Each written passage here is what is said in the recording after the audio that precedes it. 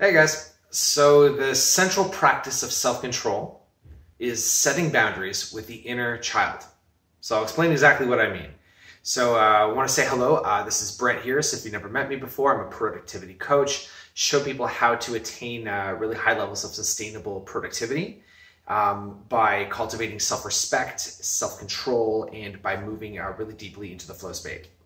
So I talk about these things in all of my videos here.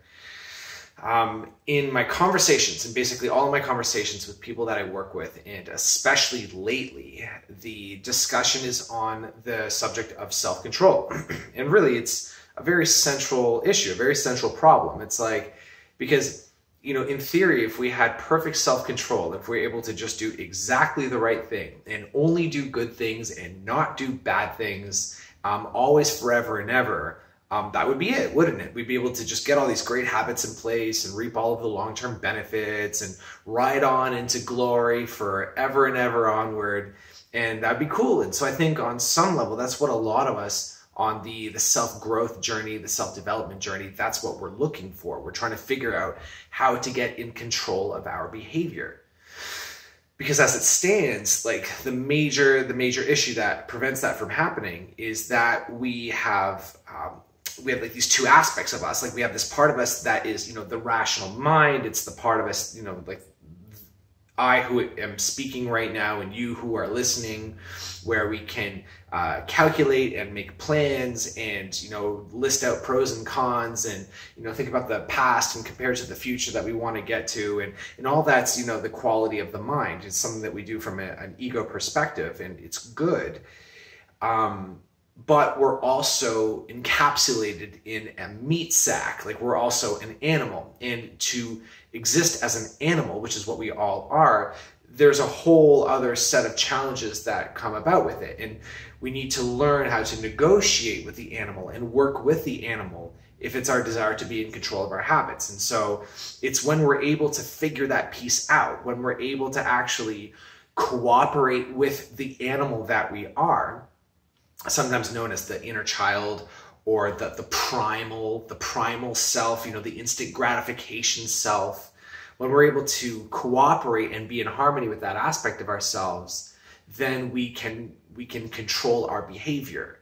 And it's a pretty cool thing because, when you're able to do that, like again, just as I said, like there's a lot of benefits that just come as a result of that. So that's really important stuff, really big topic. And it's something that I've been focusing on for the longest time. I remember being a kid and I would know people, like just in my life, maybe, friend of the family or whatever, that would be a smoker. They would smoke cigarettes, and it, it'd be common knowledge at that point that it's not so good for your health. And I'd ask them, I'd be like, why do you smoke? And they'd be like, I can't stop. And I didn't understand. It's like, well, what do you mean you can't stop? Like, what could that possibly mean? Like is there some kind of like a attraction or, some sort of like, pull and you can't possibly resist? And then, as I went about my life, it became a lot more clear, say like if I'd have like a bowl of candy or, if I have like a whole bunch of beer, like these things would be like, really attractive, or say like Netflix or something, where there's a quality about all these things where there's something in our brains that just kind of click into place, and we just want to consume all of it all at once, as quickly as we can. So over this time, and as I was working with myself, trying to figure out how to get on top of my habits, and working with other people a little bit later, coaching and so forth, I was just looking as like learning more and more about the process of getting in control of our behavior, getting in control of our habits. And the lights really started to come on in this discussion in the last couple months. And I want to share with you what I figured out in terms of how to actually finally get rid of a bad habit and install a good one. Even if this is something that you've been struggling with for a really long time, and you might even have gotten to this point where you're hopeless. You're like I've tried everything. I've tried so many things in order to change this habit, and I still can't do it. You may want to try this out, because I think this will be the winner. And it has to do with setting boundaries with the inner child, which I'll describe presently. So the first thing that you want to do is before we do anything at all, what I would suggest is if you want to change a behavior, move into observation mode. Because the thing is that when we have a bad behavior and it's something that we want to change, and it's something that gives us a lot of grief, a lot of strife, then we tend to be polarized by it.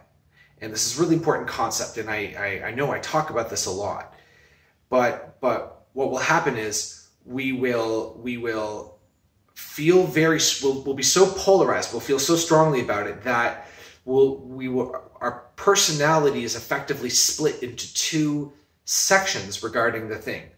So say we're talking about sugar. Suppose you have a hard time cutting down on sugar, which is presently something that I'm working on in my own life, getting my sugar levels down. So it's like, there's a part of you that, like, let's say,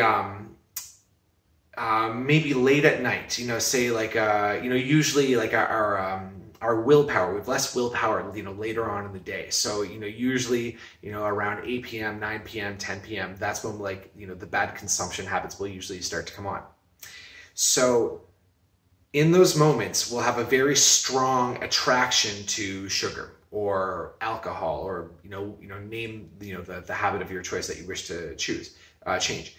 And so there will be a strong pull at that time to consume the thing. And there will be a very strong attraction. And then there will be this whole other time, say the next morning, where we see the damage, i.e. maybe the weight that we gained, or, the hangover, or whatever it is that's the negative consequence of what we do. And then we will feel very strongly, we'll go maybe into self-punishment or self-abuse, and we'll be like, I shouldn't have done that. Like, what's wrong with me? And, when can I get this right? And I'm going to try even harder next time. And so we're polarized in the sense that we are like at some, at some times we're like really attracted, and then on the other side of the day, on the other end of the 24-hour cycle or the week cycle, we're really, really repulsed. And so what we do is we flip back and forth between these two poles. And so that's what I mean about having a polarity. So if it's your desire to get in control of a habit, the first thing that I would suggest that you do is to stop flying off the handle so much and stop trying to exert so much effort upon yourself. And if you can do this, to stop dramatizing the whole thing so much, where it's like, oh, what's wrong with me? And like creating this buildup of frustrated energy. Do your best to take all of that down a notch. And for just a moment, for the first time in a long time, stop trying to do anything. So that whatever habit you've been doing for all this time up until now, weeks, months, years, decades, for the first time, just stop exerting influence on it and move into observation mode. And create a little space of your awareness where you are observing the whole cycle. So as I say this, I want to put a little asterisk here, because I don't know you and I'm not able to talk to you and really learn about you. And so do this with caution, keep yourself safe. Don't do anything stupid. Don't go nuts if you're consuming something that could really harm you or danger you. Use your common sense with this. But assuming as I speak to you, the image I have is this is something you do every single night or every single day or every single weekend. And so in this case, don't exert influence and just watch. Just bring an awareness in. Notice how you go through your different phases. So say 6 p.m. rolls around and you really want to start consuming the thing. So it comes and it crests and you're consuming, and then maybe you go to sleep, and then the next day you wake up and then all this regret comes on and all these promises for the future to be better and these bad feelings. And so that goes on, and then maybe there's a plateau, and then you go through the cycle again. So watch the whole cycle. The reason why this is a profound practice is because up until now we haven't had some sort of separate, detached awareness that is observing both. Instead, we're just embodying these two different poles of our personality. And we're weirdly going to sleep in each one. So we're this part of ourselves over here, and we've totally forgotten about the other thing, and then we're over here, and we totally forgotten about the other thing. And there's no communication. There's no relationship between these two poles. The idea here is that if we want to gain self-control, we want to bring these aspects of ourselves back into one unified consciousness, because that's the center of self-control. That's how we do this. So just stay in awareness, observation mode. This is the first step. So notice like the instant gratification self coming online, and then notice the adult self coming online, and notice how the instant gratification self justifies and validates what it's doing. Listen to how it mentally makes it okay to do what it's doing. And then notice also the rhetoric of like, like what the adult says later. And just watch. And so when you do that, you'll see, especially if you can do it without contracting or without, kind of being hard on yourself in some way, you'll achieve a certain neutrality, like a kind of a deep sense of neutrality about the whole thing. And what you'll discover, I believe, is that up until now, your situation involving, your bad habits and lack of good habits in this one area, it has felt unstable. It's like, oh no, like I need to get on top of this. I need to get in control. And there'd be like a fear element. And that's true. It's true because, with most bad habits, if they just continue indefinitely and like get worse over time, then like really bad results can happen. But there's also this piece where you can notice how your whole life up until now, it has been sustainable in the sense that you've been able to make it from one day to the next, 1 week to the next, 1 month to the next. And there's a certain stability in that whole operation. An example that comes to mind, this is a little bit different, but it's like, for those of you who are students and you're procrastinators, or, you have a job and you procrastinate on what you need to do, how you'll always procrastinate every single time, and then you'll get to this point where you can't procrastinate anymore because everything is just too last minute that you can't put it off. And then this whole other element of you clicks into place and you do the work that you need to do.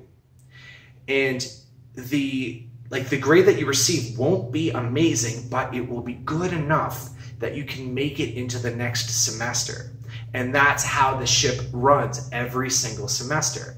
And so there's a weird instability, but there's also a stability in there, which I think is really interesting. And so that will be a product of you staying in observation mode, is to notice the stability of everything. So anyways, so that's step one. So step one is to observe like 1 or 2 or 3 cycles of this whole thing and notice the stability.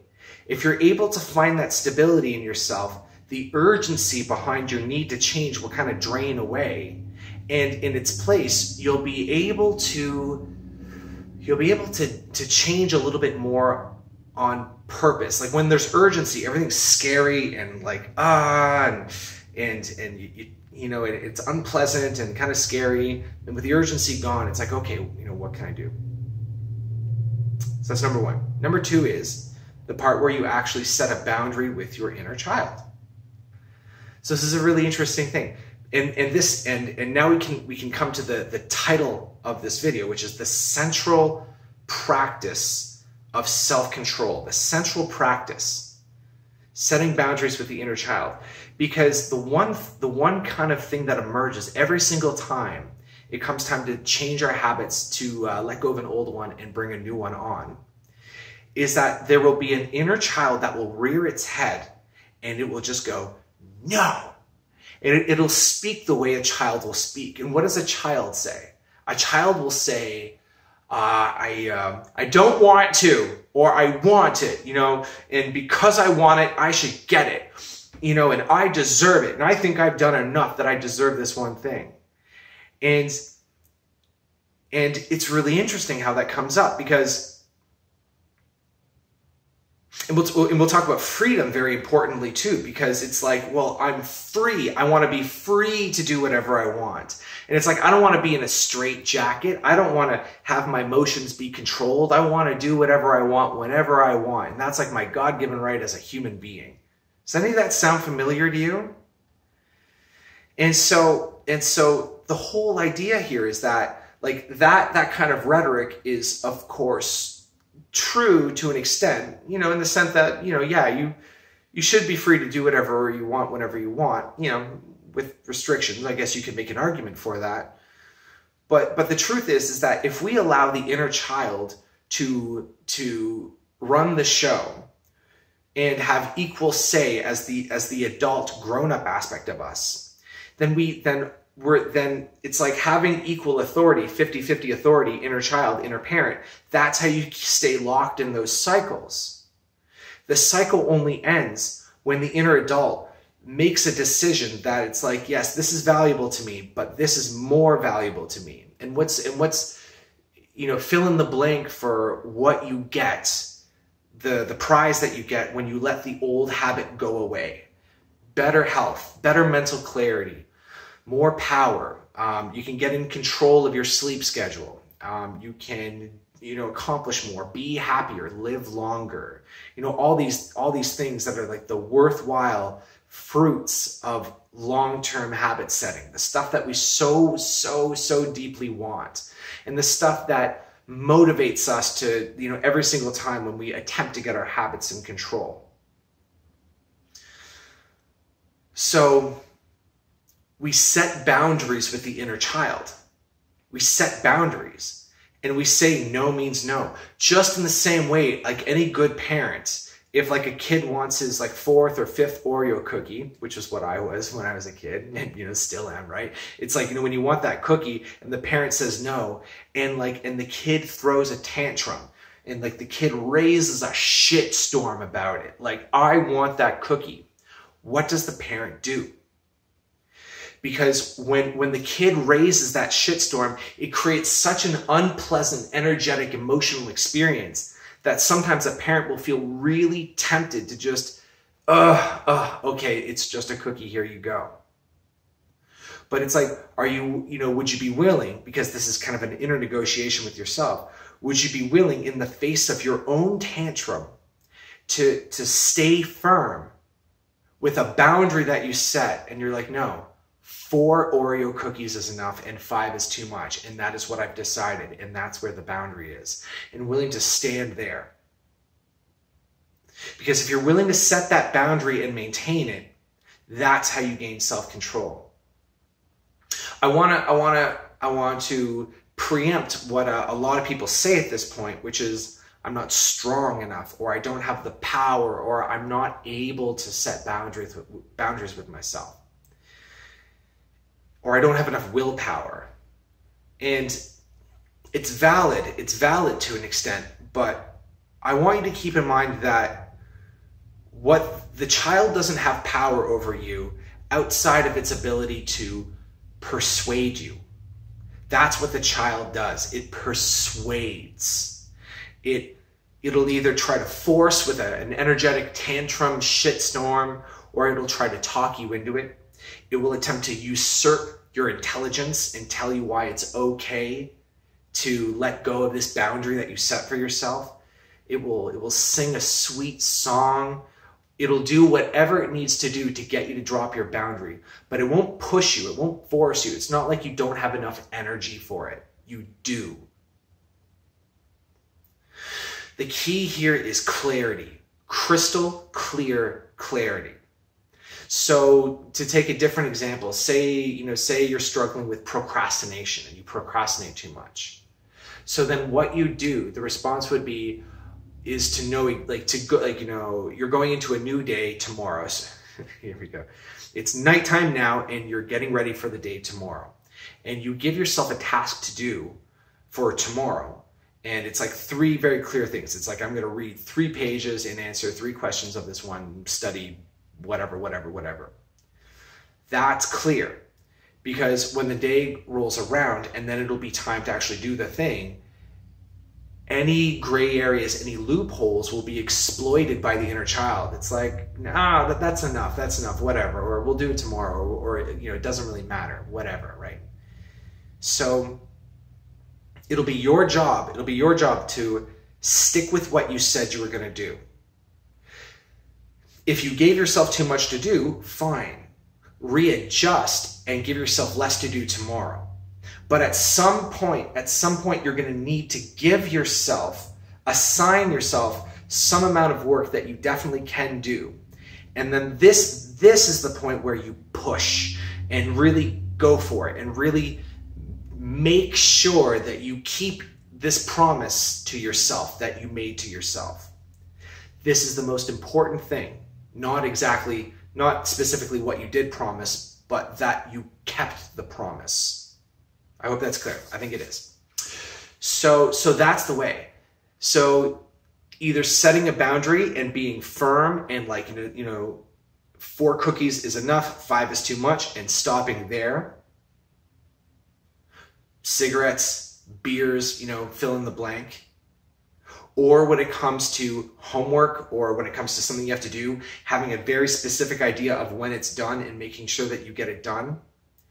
And stacking a series of days in front of each other where you make a promise and keep it, make a promise and keep it, make a promise and keep it, make a promise and keep it. If you do that for just a week, everything will change. The whole energy will change. You will prove to yourself that you're able to do as you say you'll do, which is to say that you can link your imagined reality, your deepest, most important aspirations with actual reality, with your actual life.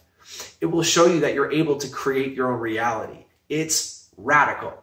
It is so cool and so important. And once you get a little taste of it, man, it just gets better and better from there. You can be as healthy as you want, as well as you want.